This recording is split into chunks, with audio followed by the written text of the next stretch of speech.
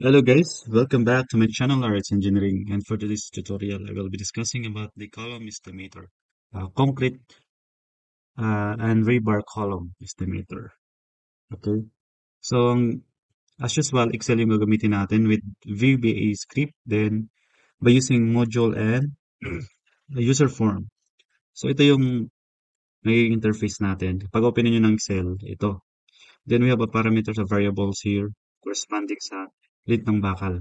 Then the size of the column. So, yung column na sinasabi natin, it's the total height from the natural grade line or the ground floor up to the top of the footing only. Ito yung concrete column lang na kinocompute niya. Then, para sa rebar naman natin until this end. Okay? So, kapag i-open niyo yung column estimator, click lang niyo to, yung button na yan. Then, ito yung magiging uh, user form natin, interface. So, makikita ninyo ito yung mga variables natin. So, yung main bars natin, ito yung anong gagamitin nating bakal. Okay? Let's use 16 mm, then ilang piraso. So, sabihin natin 4 na piraso. Then, itong CL na yan,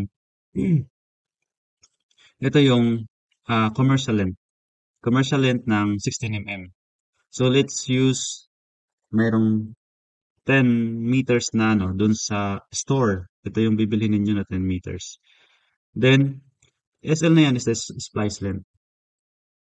So, let's say, check na lang ninyo yung compression and tension splice length. So, nagbabarish yan. So, check ninyo sa ACI. So, let's use 0.5. So, ibig sabihin, 500 mm yung splice length niya. Then, yung ties natin let's us use 10 mm. Then, spacing at 150 mm or 0.15 meter. Then, yung commercial length naman ng ties, let's use, ibahin natin. Ito 10 meters. Okay, 6 meters. Then ito yung rate ng reinforcement. Depende yan, pesos per kilogram yan para makompute natin yung total amount ng bakal. So, ang kakalculate natin dito is only for the weight of total cost of the rebar. Not including the concrete volume. Okay? Rebar lang to. Hindi kasama yung volume na yan, guys. Then, let's use 65. Sa geometry, gamit tayo ng 0.3 and 0.35. Then yung height natin, let's use 3 meters. Then yung FD na yan is the height ng footing natin or the footing depth. So, let's use 1.2. Then yung T na yan is the thickness of the footing. Tapos yung A na yan, ito yung development length. Yung 90 degrees na bend natin. So, check ninyo yan for corresponding 16 mm na bakal. Anong magiging A value niya? Okay, okay, let's use 0.5 or 0.55. Then after that, nakikita ninyo dito sa result yung corresponding value. And again, yung total cost na yan is for the rebar only. Okay, then after that, click. As you can see, ito na yung mga value natin. So, punta tayo dito sa result. Sabi dito sa result, concrete volume natin is 0.44. Okay, then total length ng main bars natin is 23.74. Then yung weight niya is 37.52. Then yung magiging total quantity natin in terms of 10 meters na commercial length is 3 piraso lang. 3 piraso ang kailangan natin. Kasi manual check natin to. 3 meters, then 1.2. So 4.2 bawat isa plus SL pa. SL 4.2, so 4.92. 4.7, no? So 4.7 bawat isa nito. Bawat isa. So this is the at least 3 number of bakal na commercial length na 10 meters. So pwede niyo gawin mga 4 pieces. Then para sa ties naman, ito yung mga result. Then ito yung total cost ng rebar. Cost of rebars, guys. So kapag ito yung rate mo na 65 pesos per kilogram, so magiging 3,672.5 yung magiging estimated cost mo para sa bakal. Okay? Magpalit tayo, 0.25. Let's use the ATM. Okay,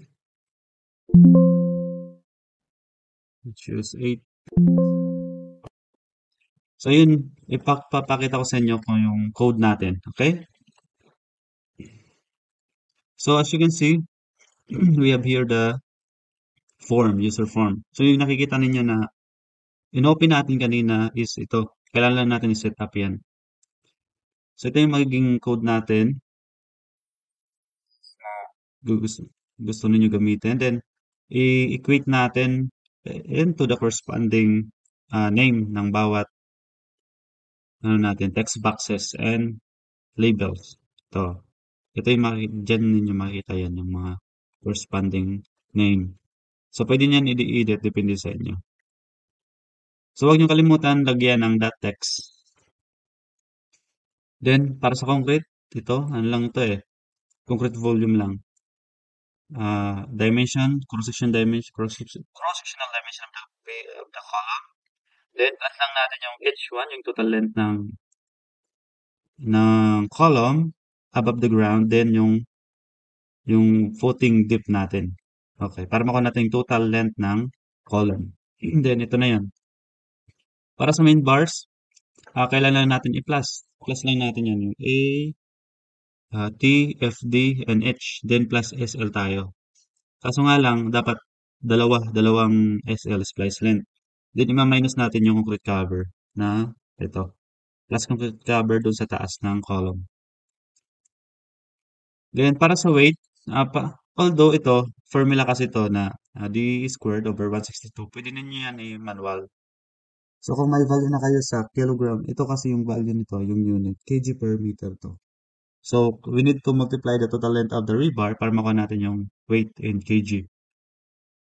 Then, para makuha natin yung total length, total quantity ng rebar as per the imported length of the commercial rebar. So, i-divide lang natin yan. Ito. Pero kung mapapansin ninyo, yung estimation kasi ito eh. So, much better if mali out talaga dun, for example, the AutoCAD. Mali out talaga yung actual na arrangement ng bakal. Kasi nga, minsan, tama yung quantity natin, pero kapag i-arrange natin dun sa as per the actual detail, so nagkukulang tayo dahil nga sa putol sa cutting list. Then, same with the ties, same din to. Then, kailangan lang natin i-load yung mga rebar natin dito sa combo box. Ito. Itong main bars, ito yan, main bars. Then, yung ties naman, ito yan. So, with the name of the combo box, then, that item, then, yung mga kailangan natin i-input. So, ilagay lang natin dyan sa loob. So, yun lang guys. Yun lang ang code natin. So, run natin ulit. Then, calc. So, this is free. I will upload it to the community kasi nga, yung mga members natin, hindi nagda-download. So, i-upload na lang to for all members in our community. Okay? But, I will upload itong i-upgrade natin to double application which is exclusive only for the level 2 members para naman may may hierarchy pa rin. Pero please members, i-download niyo yung mga tools natin kasi sayang naman magamit niyo. Then by the way, if you have found out na some of the error or mistakes sa formula natin, you can send me a comment or you can comment here in this video para ma-update natin. Okay? Thank you. Yun lang guys. Thank you. Keep safe. God bless.